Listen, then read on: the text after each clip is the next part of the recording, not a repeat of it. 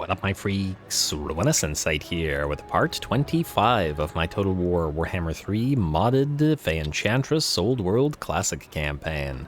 So as we saw last time, that's a lot of windmills in this valley of windmills. Yeah, anyway, as we saw last time, Rapunzel has had her debut battle, a very close fight, probably the closest fight we've had in the entire campaign so far, but she did manage to carry the day, if just barely so, against the Slaaneshi defending Tobara, plus obviously the stack that came from Solsona, wherever it is that they came from. Thusly, the Slaaneshi host, the accursed troop, are in pretty bad shape, and judging by the bounce power, they probably have no more than one full army running around somewhere. And we know that they do have a full army because we saw it, we just don't know where it is. I'm gonna have to try to find it and hopefully not get one of our weaker forces ambushed. Anyway, in terms of what we gotta do this time, I think we're close to the end of this particular turn, at least unless I'm mistaken. Hagen de Gisoro, I did forget to attack the rats last episode, and I think we're gonna have to start this episode by doing that. I'm also quite curious to see, wait, are you at war with Clan Moors? You are not. But this is a Clan Moors location, is it not? Huh, well, I guess we'll see. Not like we're looking to get Castle Longyi or Longyi itself for ourselves, so much as allow Lewin to reclaim them. Anyway, Frigun is going to be our target. We will not assign any skill points to you or to you, because we are looking to assign those skill points once Hagen reaches his rank 12 and gets his unique line. We'll have to watch out for the warp bomb for obvious reasons, but otherwise I'm reasonably confident, minus of course the fact that this is a minor settlement and we're an all cavalry army here, so not a lot of room to maneuver. Let's see how it pans out. Go.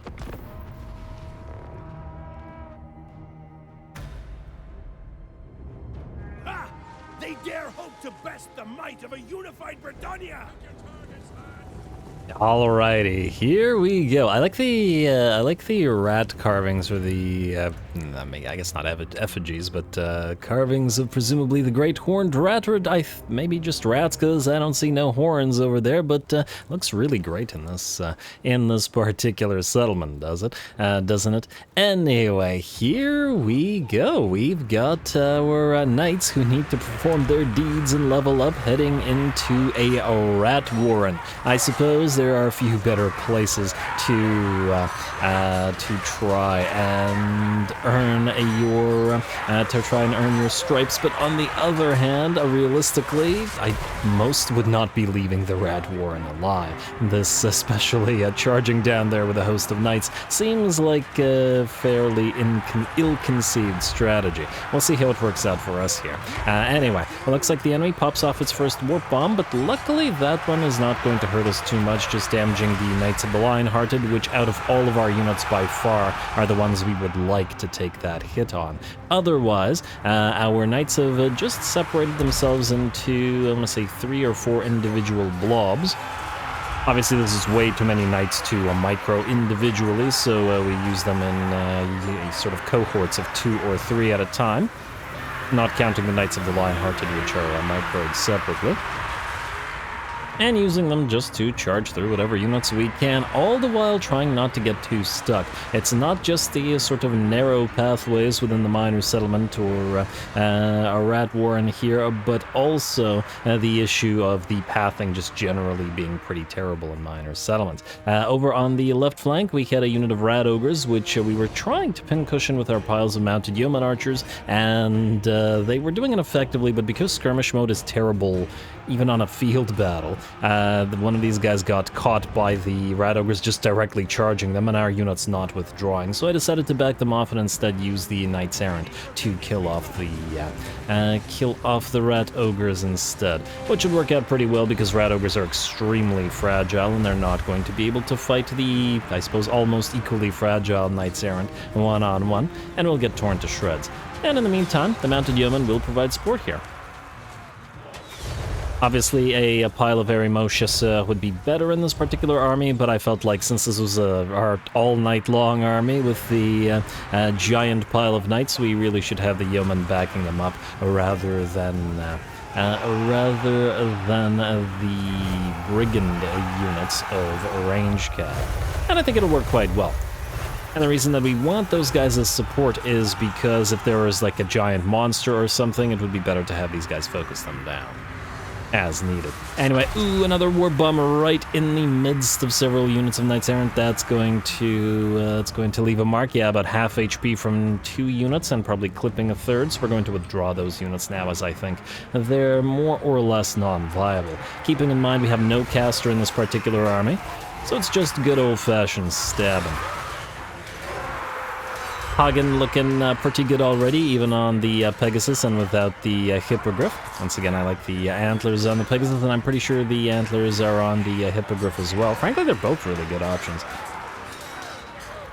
And so he's actually using a lance to hold his standard, and is actually whacking away at jerks with a flail. Interesting. But it works. And then clearly it's working for him, as he's been surrounded by storm vermin with halberds this entire time and is no worse for wear. Alrighty, in the meantime, the rest of the enemy army is in pretty dire straits as the balance power has shifted to about 90% in our favor. We have sighted an enemy plague claw catapult, which has begun to fire upon us as we've drawn close to it. And while the knights that got hit by the warp bombs are no longer viable for direct combat, they can still ride around capturing key locations while the healthier knights continue to fight. Although by the looks of it, there won't be too much more needed as the rats are starting to run out of troops.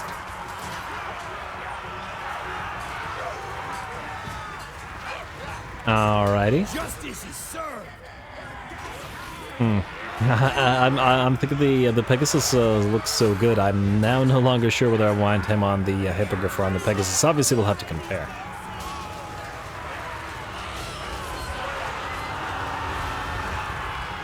And there isn't too much more to say as the balance power shifts to 100% in our favor, and with that, the battle is ours. We certainly took some damage, but that will always be the case when you're fighting warp bombs, frankly. The warp bombs are at least survivable when you're using piles of knights, whereas the piles of peasants would have, instantly gotten blown up in a similar fashion to hit by a nuke. Anyway.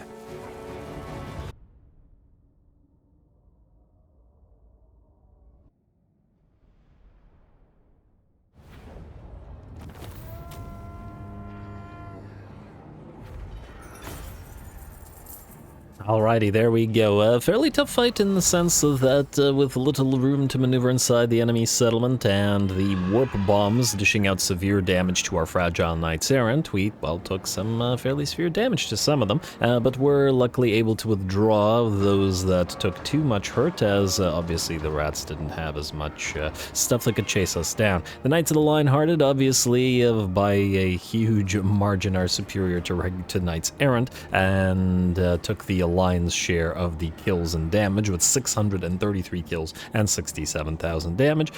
Hagen spent most of the time fighting and defeating, mind you, the enemy lord, and otherwise I'm happy with the army, and just need to train up those knights until they can evolve to various different kinds, as that's what this army is planned to be all about. We have Chaos Corruption here, darn, I was hoping that we could channel, but oh well. Ooh, but Hagen did reach rank 12 out of that, so we can get the Virtue of Empathy. Honor and Duty gives us a very solid melee defense plus 10. Don't really care about the leadership and immunity to psychology in this particular case, but we'll take that, as well as the physical resistance and melee attack for all knights in this army. In theory, diplomatic relations with Quran. In theory, we will be fighting Vampire Coasties, so I guess we'll take Slayer of Malvus and Malvu, whatever. No. 1% experience gain for units. What is this? What? This can't possibly have meant to have been 1%. I've seen similar sort of traits that are like double the XP when fighting a specific faction. What is 1%? It should be plus 100%, shouldn't it?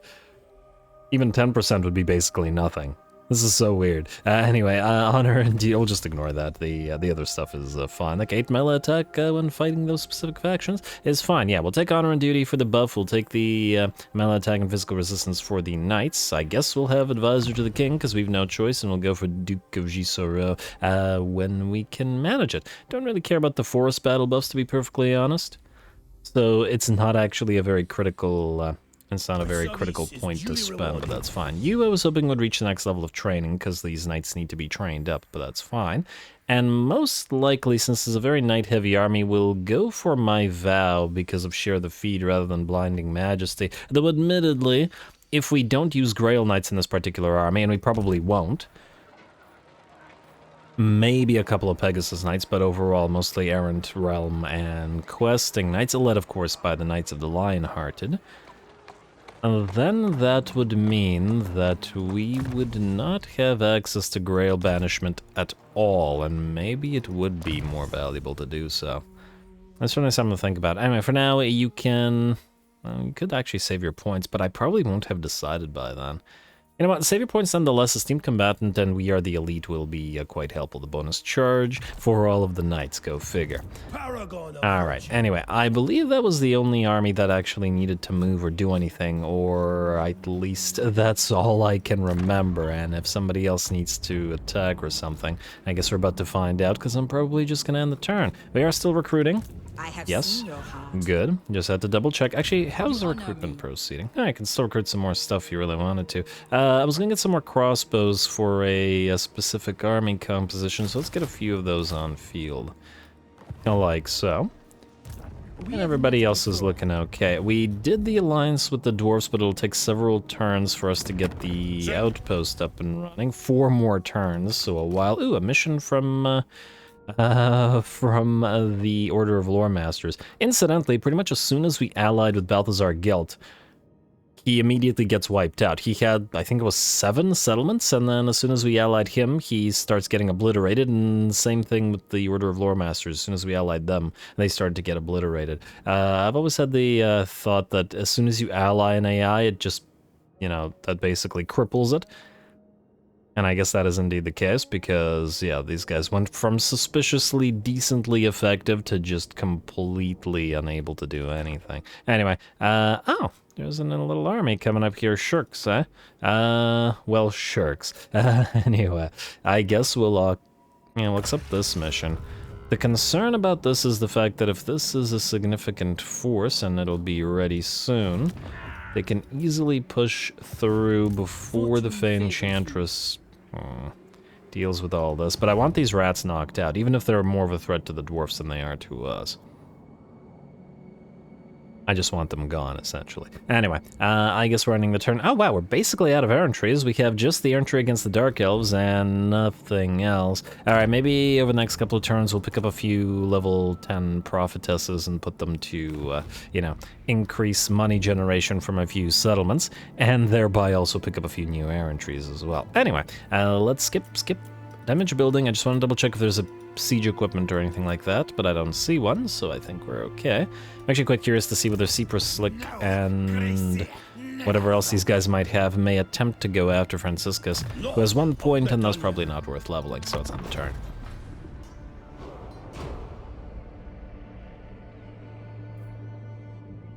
Alright, gotta maybe next turn start building those Imperial cannons as well. I did want to grab a few seagoing armies. Hello, Felhard. Ah, you want peace there, buddy? For 10k? Well, at least he's able to offer us a fair bit, so it's not just insulting, but at the same time. All it will do is allow him to recover and then just redeclare war on us, so I really don't see the point here. Perhaps if his faction had screwed off to, like, the other side of the world, or had a, you know, large presence in the Badlands or something, then maybe I could see piecing out with him after all of the, after all the southern realms and the border princes had been cleared. Well, I guess there's no Dark Elf presence in the border princes, but after all of it had been cleared of his faction. But anyway, I digress. Our cursed troop. Nope, no attacks, and you guys will move towards Franciscus the Savior, most likely to try to assassinate him. The rats will back off. The question is where? Did they back off towards their main settlement, or did they move and stay in ambush? Did they move up here to go after one of our undefended territories? I don't know. But I guess we'll have to find out. Alright, looking good. What do we have here? Strength through pain gives us unit XP at the cost of moving this turn. I mean, I wouldn't mind them unit XP. It's not like, yeah, why not? Combat drills. Combat drills. Trait gained, trait gained, trait gained. Coveted Passion destroyed. Bergerac Outposts. Ironclaw Orcs. Amateur discovered. Settlement besieged. Mentreda. And, What? well, that's interesting. They decided to besiege it. Oh, are you just out of range? No, you're not just out of range. I'm curious that they didn't attack, but oh, Mentreda does have the guardhouse as well, so I guess they didn't feel like it. Now the question is, we can reach Kazaran Grimbrow with you. We cannot reach Logan Heldar. I would have liked for the Ogre units to reinforce, but if we can't, we can't. So what we'll do is this. We'll send you here. And we'll move to Mossack afterwards. Like so. Ready for duty, lay on the bell. Actually, we do have to get you back up on field because I believe I gave you items. So let's put you here.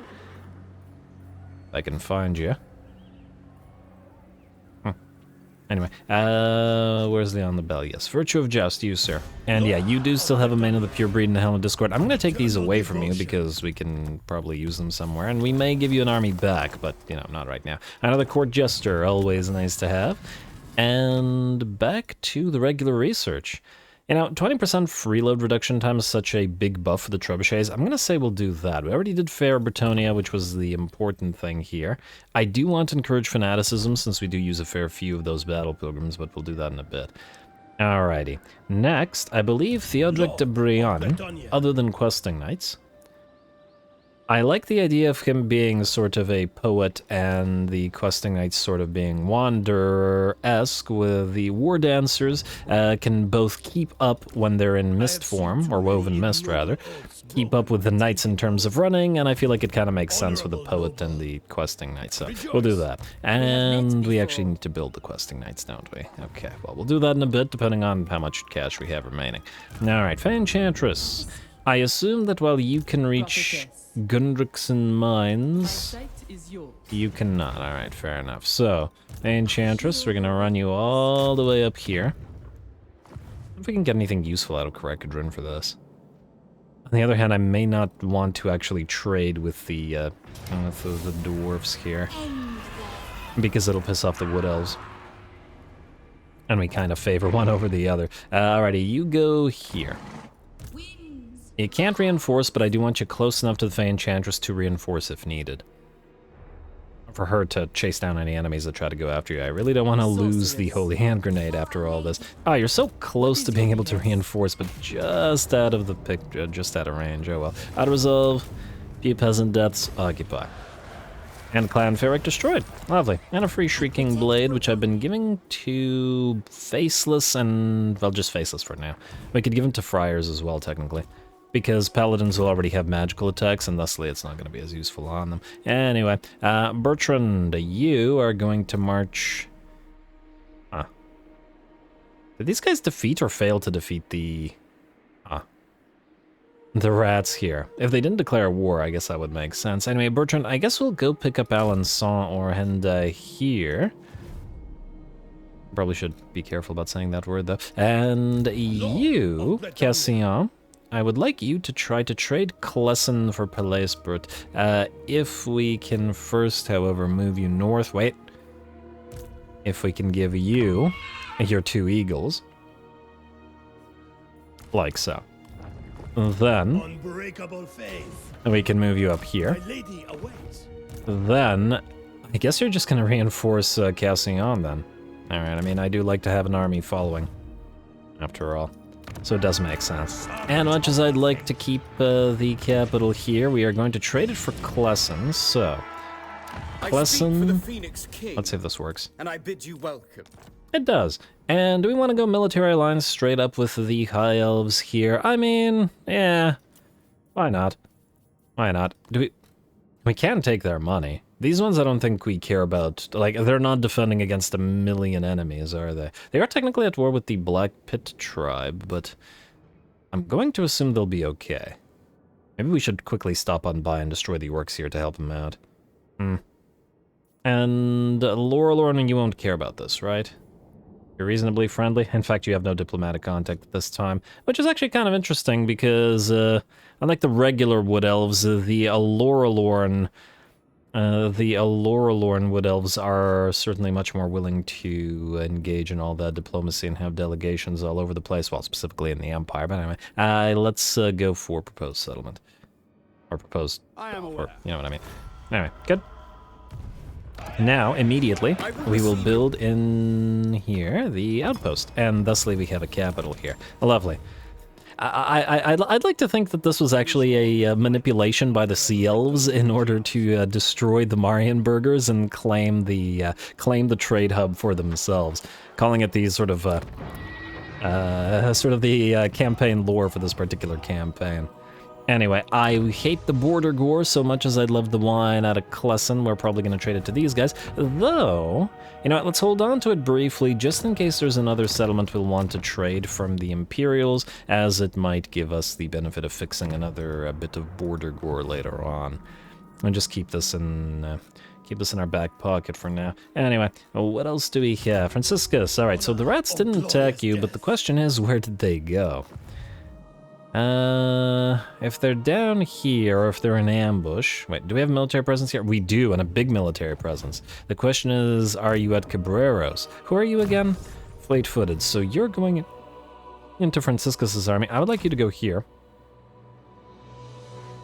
And identify... Aha! So we have Iberhackbile here. The problem being, you can't then move to Scabreach. Huh.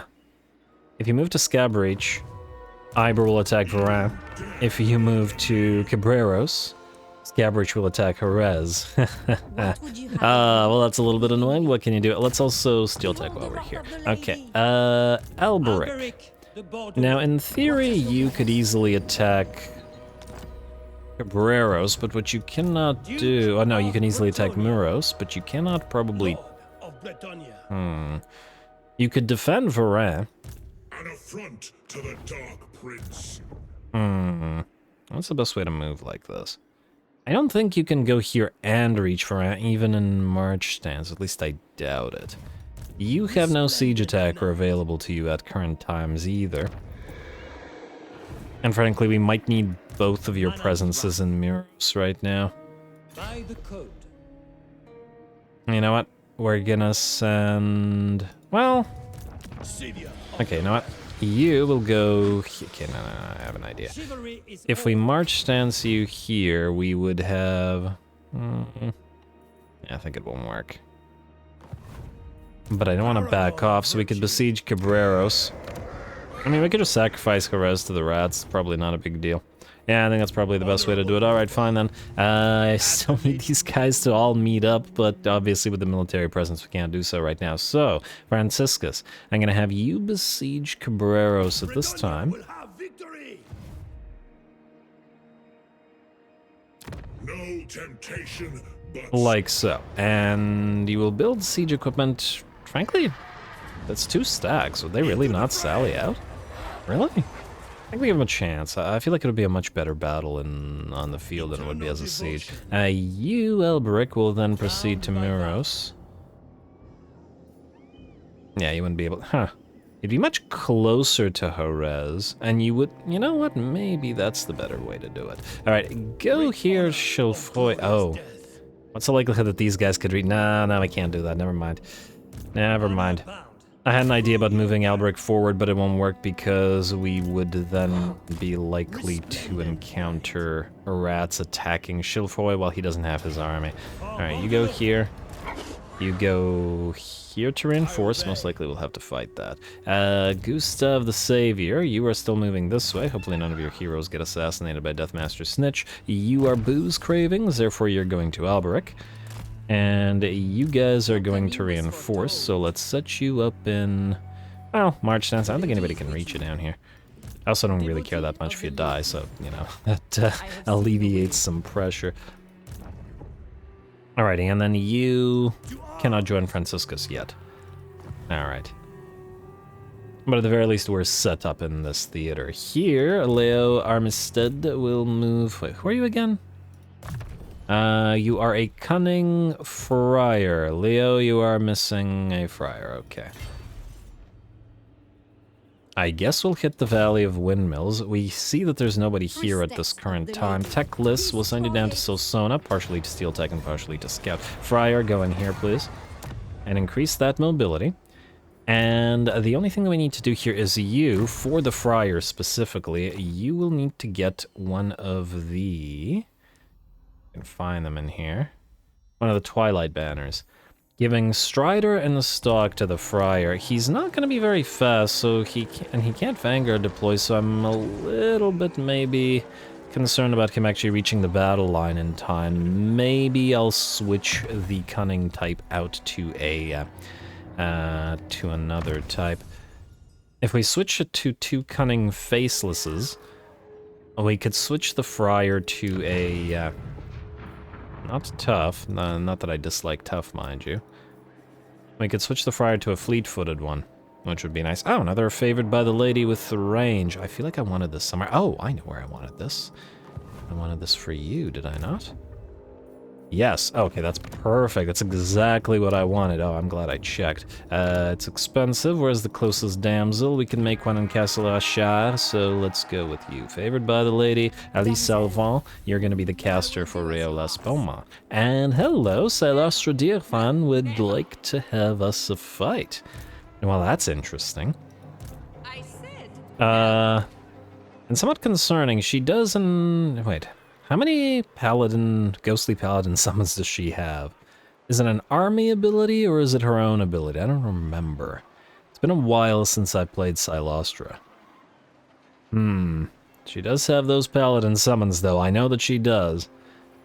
And otherwise this isn't too bad of an army. And they have enough range to sort of counteract the majority of what this army might do. Nonetheless though, we'll probably deal with that in a second. Gerard... Oh.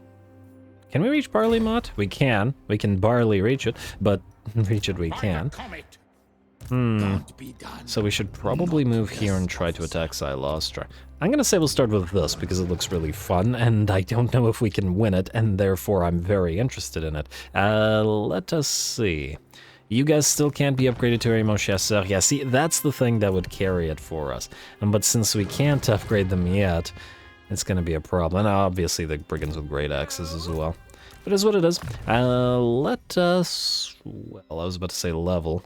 You know what, we might actually need you to fight. Let's get you hard to hit for this. And even Lady's Mantle. I know that we were saving the points, but I think it'll be necessary. You will max out Harmonic Convergence. I don't think we really care that much about Light of Battle, but you never know. The Unbreakable might come in handy here, so let's go for Light of Battle. You, Friar... have Light of the Lady, and you have Healer, which was the important stuff. I'm going to go with... I mean, we should probably still move towards Retinue Physician, so that's not going to help in the battle, but it might help, you know, not in the battle. You. Go for Scavenger, and then immediately go for... I'm going to say Scavenge Armor for this. Frankly, neither one is going to make too much of a difference here, and then you. You have Scavenge Armor, you have Scavenge Weapons. Almost tempted to say that the basic training with the 15% vigor loss reduction is going to be the bigger aid here, and frankly, same with Highwayman, because it also does increase the reload time reduction. Actually, we can't make use of that right now, but anyway. Nonetheless, we need all the stats we can get on these guys, since this is going to be a tough fight, but a fight that must be had. What stance are you in? Control, income from post-battle loot. Yeah, alright, let's give this a try. The nice thing about this army is it's quick enough to mostly be able to withdraw if they take too much damage, which they very well might, so let's give it a shot. Go.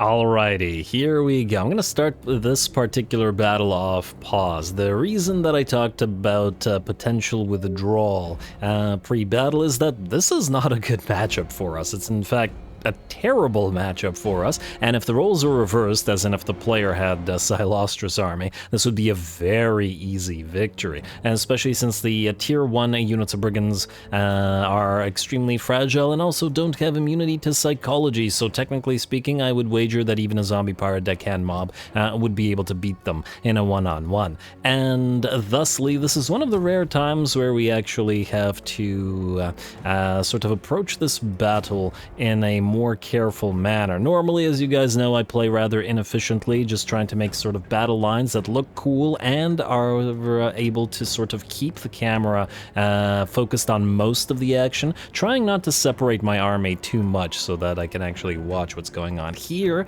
we can't do that because we'll get destroyed. We have to approach this in a much more divided or systematic manner, whatever you want to call it. Divide and conquer is what I like to say, and what this means is the plan is essentially to confuse the AI by attacking them from every single side. So, the way that we are approaching them is thusly. We are not deployed in range of the enemy army with our blessed field trebuchets, but have them back here where there are a bunch of trees. Within the trees, we've hidden all 4 of our units of brigands with great axes, so the AI doesn't know where they are, and thus shouldn't move all of its army towards the concentration of forces. We have 2 of our units of brigand raiders hidden in the trees over on one flank, and then on the other flank we have the 2 lord and heroes, which are going to try to damage some of the enemy, but the idea is actually to lead as many of them away into different directions as possible. And then the same thing for the range cav. We don't really have enough damage coming out of just of these 3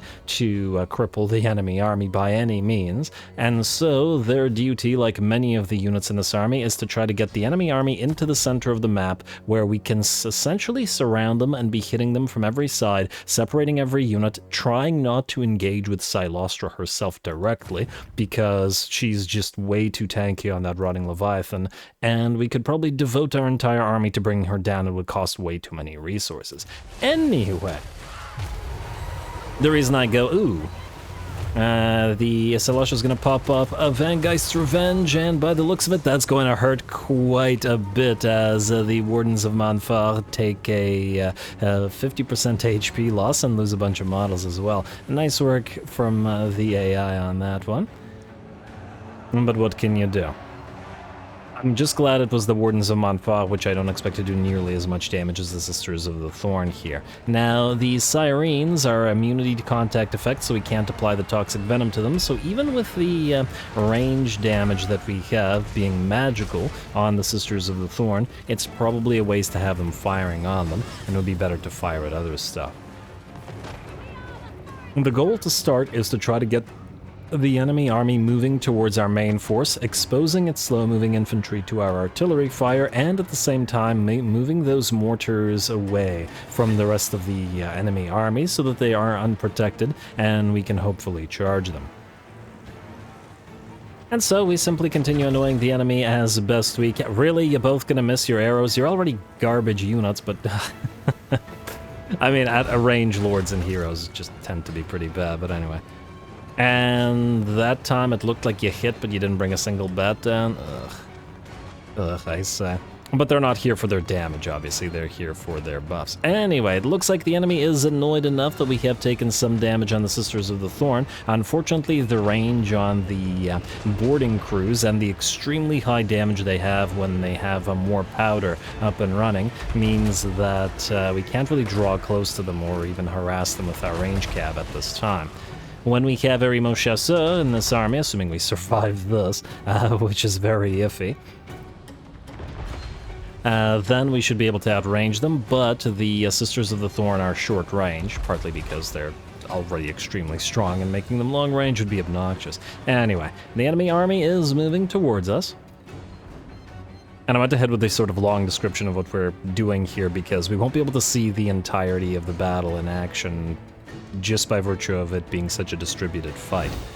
Now, it looks like the mortars are now free from protection, so it's time for our two of the 4 units of Brigand Raiders previously hidden to move, and hopefully knock them out. The enemy did catch sight of them and is moving its boarding crew in. By the looks of it, they should, yep.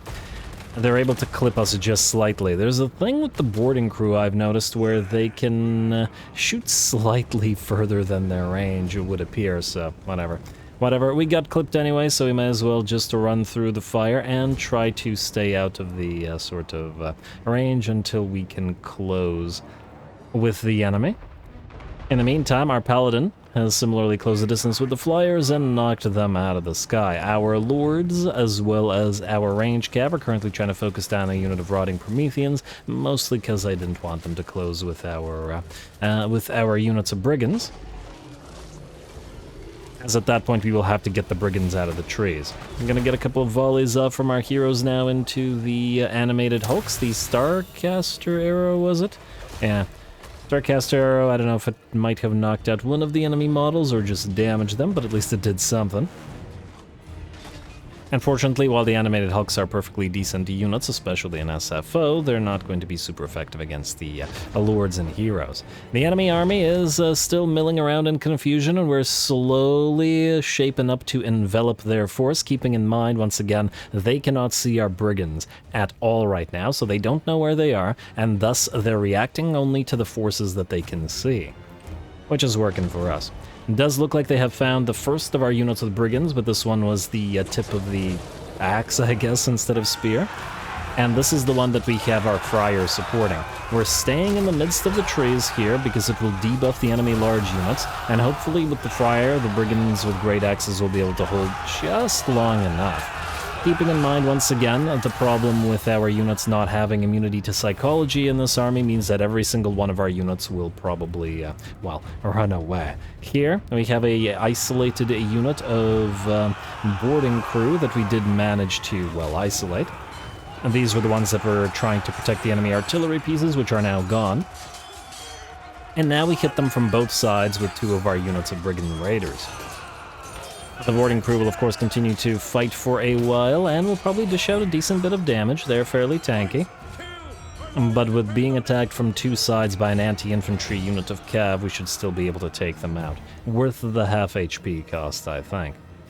Alrighty, now the enemy looks like they're pulling a sneaky move of their own, as over on the left flank they're moving these stalking ghouls, or Morghuls. And these guys are unspottable as well, so there was no way to tell where these guys were. Luckily, our artillery pieces are still firing, but those Morghuls will probably tear those poor brigand axemen to shreds like nothing. I'm not sure the Morghuls would take any damage fighting these guys. And Morghuls are fairly fragile, but they're also fairly high damage dealing, so they'll work through these guys fairly quick and then probably force them to run away in terror while completely destroying them. How are we doing here? Yeah, the charge of the Morghuls sees the axes destroyed within a few seconds. The Morghuls like lose 5% of their HP. But that's unsurprising. Unfortunately, that was the only unit here, and thus the Morghuls will quickly, with their 50 speed, book it towards our artillery pieces, which are going to suffer the exact same issue. I'm going to try to move our Brigand Raiders, one of the spare Brigand Raiders, in to help out, but I fear this artillery crew will be torn to shreds before we can do anything about it. The other artillery pieces continue to fire, however, and the enemy army remains, by and large, still enveloped. And those units that were being fired upon by the artillery are in pretty bad shape. Now it's time for a severely damaged cav at this point. They're all down to about 30-40% of their HP, including the Sisters of the Thorn, to try to close the distance and help out in melee against the remaining units of infantry. Obviously not the monstrous infantry, just the regular. Making sure that they apply their toxic venom to the zombies and at the same time disrupt their formation by charging through. The monstrous infantry we're going to have to leave and deal with over time, try to keep them bogged down. Unfortunately, the Brigand Raiders similarly got absolutely annihilated by the Morghuls, which lost another 5% of their HP, but did the same thing to the Raiders as they did to the Brigand with axes. Again, we're using tier 1 units here. We're not going to expect them to be able to take on a tier 3 Morghul. Fortunately, we do have one of our units of now severely damaged Sisters of the Thorn still around here, and they do a fairly high range damage, so they will help slowly pincushion the Morghuls, who lose roughly 5% of their HP, maybe even 10% per volley. So more than the Brigands and the Brigand Raiders did. And there we go. Looks like the Mongols do manage to finally chase off the third and final of our artillery pieces before more units close the distance. But as they do, they also get terrified off and are out. Wavering and terrified and then broken. But by the looks of it, the Mongols are pretty much done for as well. At long last. A little bit more fight from them. I absolutely adore Mongols myself, so I'm glad to see them do well here. And this was absolutely the MVP of this particular match. We even needed to pull back the Paladin to deal with them. Fortunately, the monstrous infantry now are broken, whether it be in the center of the map or whether it be the Mongols, and Silostra remains with her summoned units of damned Knights Errant and one unit of Sirens. Now, Silostra did manage to finally catch and defeat the Faceless, who is now surrounded by the damned Knights Errant, and she sent, I believe, the Lord running away in terror, but also he's pretty badly damaged. But they've now backed off into two different directions. Bounce power now at about 70, maybe 65% in our favor, but we still need to be very, very careful. Similar to other lords where it's not beneficial to go after a lord and rather leave them to last, we're just going to keep avoiding Silostra and hope that if we destroy the damned Knights Errant and the Sirens, she's going to start melting away as she's not unbreakable. Fortunately, the Paladin with his magical damage and high defensive stats is a very good counter to a unit like Sirens who have low melee attack capabilities and are very highly in melee defense instead. And obviously, being highly physically resistant, the magical damage is going to counter them pretty solidly. Really, we only need the Paladin to deal with them, but a few more units like the water horse riding a lost son will help out. One last charge will cripple the enemy's morale and force them to disintegrate until they're all gone, leaving only Silostra and her summoned unit on field. It looks like maybe that summoned units don't count for the whole army losses concept, and they actually begin to melt away. We will not engage them directly in combat, and we'll just keep doing a little bit of damage at a time, slowing them down with the Curse of Anra here, and between that and disintegration, they move at a mere 19 speed.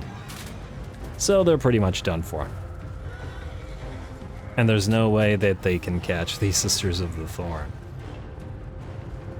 They do look pretty neat though. Too bad we can't use some ghostly knights of our own.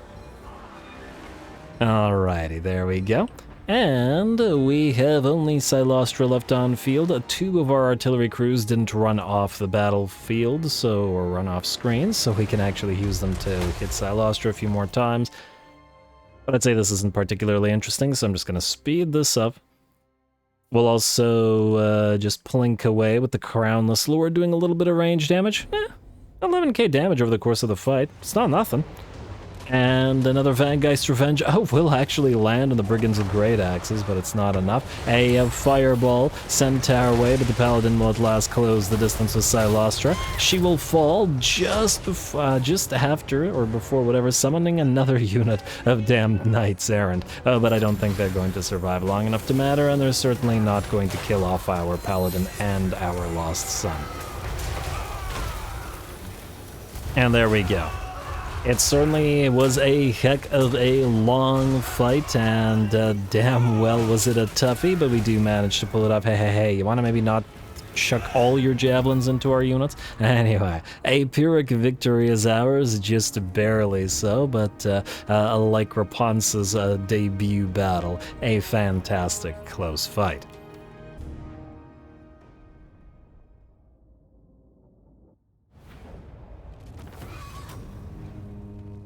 Ooh, alrighty, a very, very close call, but we were able to sort of keep up with the theme or the idea of this army. It may not yet have all of the range cap that it's supposed to have, but we were able to divide and conquer the entire army over the course of the battle. Just confuse the AI by being all around them and attacking them from every side, with our units periodically hiding in the trees, etc, etc, etc. Worked out very nicely. MVP for the AI absolutely to those Morn Ghouls with 26,000 damage that, well, obviously stalking and hidden, didn't know where they were, suddenly showed up, tore through a unit of Brigands with great axes like nothing, and then proceeded to take out all 3 of our artillery pieces. Fortunately, 2 of the crews came back, but still, a very nice work out of them. And solid work out of the Silostra as well, with 18k damage from her spell work, and I suppose the 2 summons that she got to do. We will ransom the captives. Silostra will survive, but not for long, because we will chase her down. What do we have here? Enemy vigor loss reduction plus 10. That's pretty decent. Student, good. Scepter of Stability, another student, and destroy her main stack. Can we auto-resolve this? I'm gonna hope that we can. Let's try it. Yes, we can. Good. Is it gonna severely damage? No, we're okay. Take the execute captives this time around. Alrighty, then head into encamp stance, and then right at the edge of this territory right here. I don't... wait, actually, hey, Blessing of the Lady. Isn't that lovely? You guys should reasonably be healing up to full HP. I'm still trying to work towards those Arimos Chasseurs. And these guys still rank 3. Gonna be a while before they're waylayers as well. Oh well. Let's level you up. Scavenge armor, scavenge weapons, obvious. You have scavenge weapons, you did not have scavenge armor. We could get tough as nails for the additional XP, as everything else here is not quite as relevant, so let's do tough as nails. Paladin, max out that training and get tough as nails as well for as much XP in this army as possible, though again, you are going to be leaving this army eventually. Unless I get attached to the idea of you staying in it. Exorcism for the Son of Bretonnia. Faw's protection is what we really want. Well, Earthblood as well, but without Life Bloom, it isn't going to be quite as effective. Anyway, you, Friar. I guess we're still moving towards Retinue Physician, so go for Retinue Quartermaster, and just sit there. Alright. Good as it's gonna be for you. Who is up next? Okay, now technically speaking, these guys will fight, but I want to, you know, spread out the fights and the doing of other stuff. So let's see what else we got. Malene Dutrom, you are at rank 6. We need, what, 7? And we need rank 7 for the Pegasus Knights. These guys are all trying to head towards Kazid-Nekawakaz, which we can easily take. This is what I expected these guys would do. They moved out of... What cowards. They moved out of their capital in order to go after our undefended territories. I guess we're gonna have to run one of these guys over to try and help out, which is a little bit annoying, but it is what it is. Take Kazid-Nekawakaz first and prioritize that gold mine. With a quick little auto-resolve. Like so, and occupy. Alright, Pigeon Plucker Pendant, and we have got no rank 7s yet, but we're working on it. Working on it. You stay there. Who is after Malene? Alicia the Saracen, you are the recruiter. You have recruited a lot over the course of this campaign, and you will probably continue recruiting, but we'll just give a minute on that. Luan Diderot and the rest of you guys are going to attack the Kazran Grimbrow in a moment. There's several attacks still to do. Mabel Guardian, you are going to continue traveling through the mountains. You have to make your way down here, so go this way, I guess. The lady is with and then what about Bowmen? You? Huh.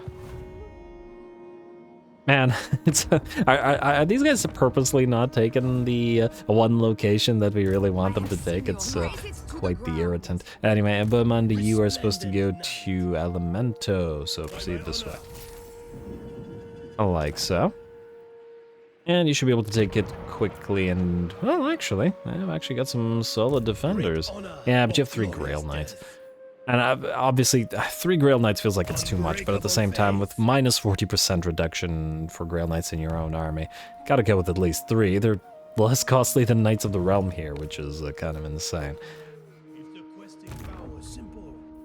And just by virtue of the Fellows theme, I felt like we had to have him. Plus, he's an anti-large specialist, and that's why we went for the Grail Knights rather than the Grail Guardians. Anyway, wait, we already looked through this. Leonie Everstone. You guys are supposed to follow this army around, but well, I mean, I guess we could get a little bit closer here for the attack on Carcassonne. Yeah, Jolene, you are going to, I guess, besiege Laqueno. Yeah. And I'm willing to bet that these guys might sally out. I guess if whether they do or they don't, I suppose doesn't matter much because we don't have we don't have siege attacker anyway. Do we need levels for these guys?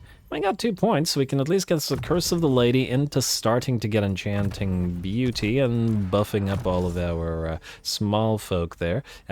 You can grab... I go for Aerial Shield last time? Yeah, I did, okay. I'll continue to do that this time and into the Curse of the Lady. Lovely. Friars. Okay, wait, you're the highest level friar, so you are the only one that has healing at this time, but let's get everybody else increased mobility, and then just keep saving those points until they're required. Soulfire for you, buddy. Too bad this guy's just short of Soulfire, but you will have healer. And Light of the Lady. I was taking a look at the warrior monk stats, but they're not worthwhile enough, I think, to bother going for them. You have worshippers of the Grail, which is really the only important thing to have here. But let's max out Flock of Doom and Wildheart. Yeah, Wildheart and Nissan's wild form. I was wondering whether we should go through the Guardians of the Lady to buff up the flyers so that we can get into stand your ground, but it'll take a while to get there, and then this will probably be necessary for this particular fight, so, and we'll go with that. So that was Jolene. I still think when you click on an army, it should immediately go to where you are in the list of forces there. It would really help with the sort of late game administration where things start to get really confusing with the number of armies on field. Were you not supposed to auto-resolve this? Yeah, you were. For some reason I forgot to do that. And resolve. And occupy. A lovely victory over Slaanesh, though with the amount of court jesters we have, it isn't quite as necessary. You're rank 4. We need you to be rank 5, but getting there. Finally. Alright, that's Leo Armistead. Where are you here? Rapunz is next. She is still fairly damaged, though. We could attempt to attack Largos, but we are fairly beat up. I think maybe we wait. Go into encamp stance in here. You're still waiting for the rest of your heroes as well. For justice, as you say. And get ready to attack Largos. Fortunately, it is fairly poorly defended, so once we're at full HP, we should be able to take it just fine. In theory. The rank 12 would have been really helpful as well. Maybe I should have just gone for Silsona just to pick up the additional XP. Might have helped out in that regard, but whatever. Too late now. Or actually, we could do it next turn if we really wanted to. Who is Leonard? Oh, I already checked you. Therefore, I don't need to know who you are. Armand, Bowmen, that's Bowmen 2, Bretonnia and Boogaloo. Margot Walden, you are following Folkar around, whose army is full, and is preparing to fight the Pirates of Sartosa, though, at the same time, you could perhaps, for the nonce, move towards... Wait, you're supposed to go into this army, aren't you? Otherwise, why do we have you here? Wait a moment. Oh, no. We replaced the... Yeah, okay, now I remember who you are. Go here. I remember all that. Yeah, help out with the Slaaneshi briefly, because there's a lot of them down there, and we're still not yet at war with the parts of Sartosa, but by being present in this theater of war, we can rapidly reposition as needed. Asme, you're waiting to potentially recruit more stuff out of Mr. Glog Thickskull's camp. Marie Le Jongleur, you are supposed to go into Spread the Word and go to Castle Aquitaine to increase the cash that we generate. 3317 up to... barely any changes. We have met before. Yeah, we have... Oh, we don't have 10th share, but it's Muster the Farmhands, which is the important one. I'm surprised that it didn't change much. Oh, I guess this is also on a tier settlement, or location with 4 settlements. I did say I wanted to get more of those... Actually, out of curiosity, 33185. If we do... go Shepherd again. 33185 is what we had.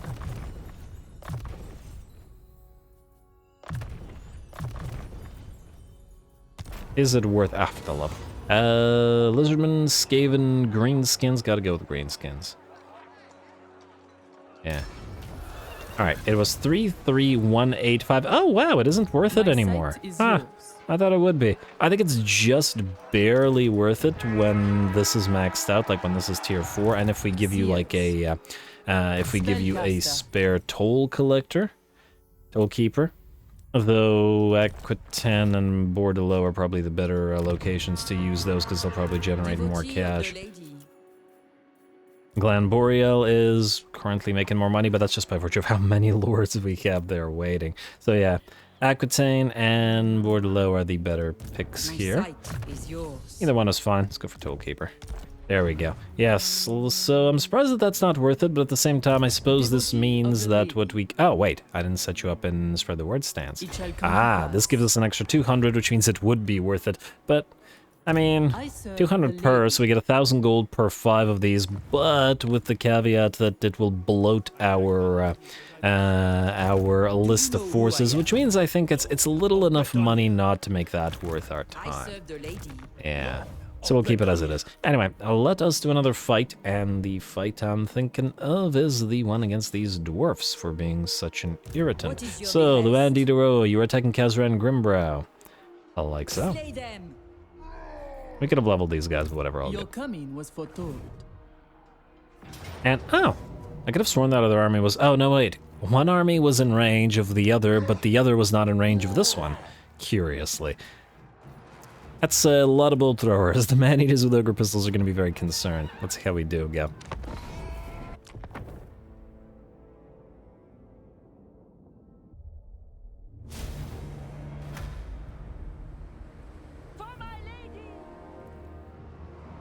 Alrighty, here we go. A big old pile of dwarfs is now going to have to face off against Gotrek and Felix to some degree. Gotrek wants to duel the enemy Thane and Lord, and they're going to run past Gotrek to attack Felix instead.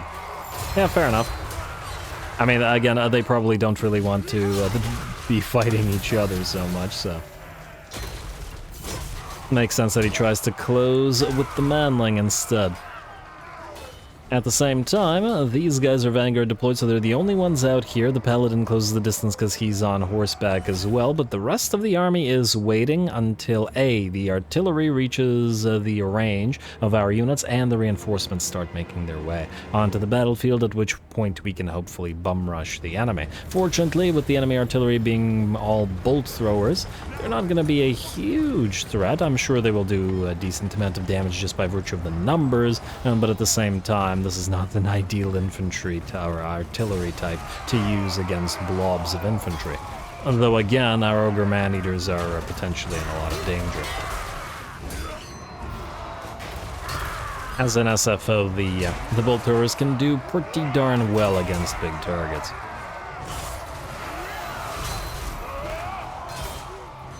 And the fight with these three continues. The Paladin has joined Gotrek and Felix as a part of their little cohort here, and it looks like they've defeated Kazran Grimbrow, and the Thane will be next on the menu. Time for us to move as the reinforcements have arrived on field. The critical things being the Ogre Man-Eaters are now moving, trying to do their best to use the hills for cover, which is why we've moved them over to this little road/valley. It's not going to completely protect them, but it might make them a little bit more difficult to hit for the bolt throwers. Oh, they do have a grudge thrower as well. Well, that's probably going to do some damage. And the rest of our peasantry are just rushing the enemy fast as they can go. But of course we do also have the defenders of the Fleur-de-Lis here, and they will be rushing the enemy much faster. And as soon as they're in amongst the enemy back line, those artillery pieces are going to start having a pretty bad day. Luckily there isn't too much penetration out of the ballista bolts, unlike cannon fire, and so they won't bring a lot of knights down, even if we charge directly towards them, rather than using the valley for cover like the ogres. Charge into one crew and then immediately move on to the next, disrupt them, stop them firing for as long as possible. Speaking of firing, the enemy is using its Iron Drake's Thunderers with Drake guns, together with those miners with blasting charges to severely damage a couple of our poor units of peasants, but, well, we're perfectly happy to sacrifice those. Our Ogre Man-Eaters have also arrived, now rushing through the enemy's left flank. to close the distance with whatever threatening units they can, which is actually first the Drake guns and blasting charges, followed by the enemy artillery pieces, which now that we're in proximity are no longer quite the threat they were. Alrighty, and after that charge, bounce power rapidly shifts to 90% in our favor. The dwarfen host is rapidly losing heart by the looks of it. I believe the Thane has been defeated by Gotrek, Felix, and the Paladin as well, and only a couple units remain in the fight, and that not for much longer. And there we go, the arrow rain comes down on the last artillery crew, and as they shatter, the rest of the army goes as well. Sad to see another Order Tide faction destroyed, but again, they did attack the Wood Elves, and if nothing else, I feel like the dwarves would have to appreciate that we hold to our oaths and alliances, and understand that, well, by virtue of that, we weren't going to break those oaths of defensive alliance, so, yeah, no.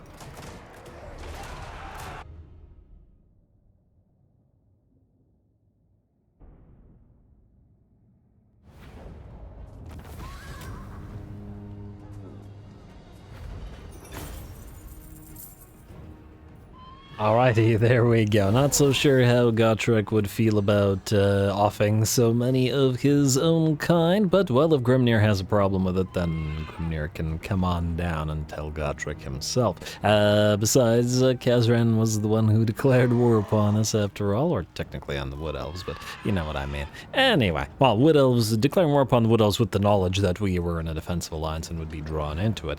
We were perfectly happy not conquering him, just leaving him to hate us quietly from his from inside his dwarf hold. Anyway, we carried that fairly well with all of our units. Obviously, some damage to the units that rushed the enemy lines, including to the miners with blasting charges, as a single volley effectively takes more than half HP from a unit of, you know, garbage peasants, but at the same time didn't matter over much. We will take once again the ransom captives, and then this little army, most likely we can just auto-resolve. Actually, it depends on if these guys can reach it. What is your behest? Wait, you go here. I'm willing to bet this army will run if we do this. You cannot reach it anymore, I believe. Yeah. So go here. They'll run. But we should still be able to reinforce. Can you? No. You can, though. And switch to channeling, and then before I forget, you switch to channeling as well. You can attack this. Do we need to actually fight it? Depends on what the auto-resolve says, I suppose. But I think... yeah, well, whatever. Talisman of Protection, not for you. Enemy killed in battle. Attack this. Destroy them. Yeah, close victory, medium casualties, but I think not worth fighting. Much as I'd like to see the Mournfangs in action, this is kind of a meh army. As we just saw. And like so. There will be better fights than this, especially we're so late in the campaign that you want to generally look for the better fights. I mean, so late in the campaign, it's only turned 60, funnily enough. I have seen your heart. But we snowballed pretty hard with the incredible economy that Bretonnia has. Anyway, I think with that, folks, that we have a little bit of time left. I'm going to call this episode here. There's some unit swappage I'd like to do, and a lot of heroes left to sort of move around, and I'll like the tech thieves and all that, and I'll take care of that between the episodes, plus any hero or any unit swapping that needs to be done in the hub, which always takes a while because I have to try to remember what I was going for with whom. Otherwise, next episode we'll probably start off with one of these fights. I believe it's Miros, where we actually have the siege attacker. Actually, we do have it at Cabarrus as well. Maybe one, maybe both, and depending on how I feel about getting the field battle instead, and most likely Hagen de Gisoro will proceed to Barley-Mott. In fact, I'm going to move you here immediately. The reason I want to do this is sometimes when you, well, when you close the game and then when you open the game again, the movement range changes. I think like some of the bonuses may not load or something, I'm not entirely sure. And I'd rather not risk it here because you were just barely in range, so let's take advantage of it. Anyway, stay tuned for more Bretonnia. Don't forget to leave those likes and comments below, as the engagement will determine how long this campaign continues to run for. All glory to the algorithm, and thanks for watching.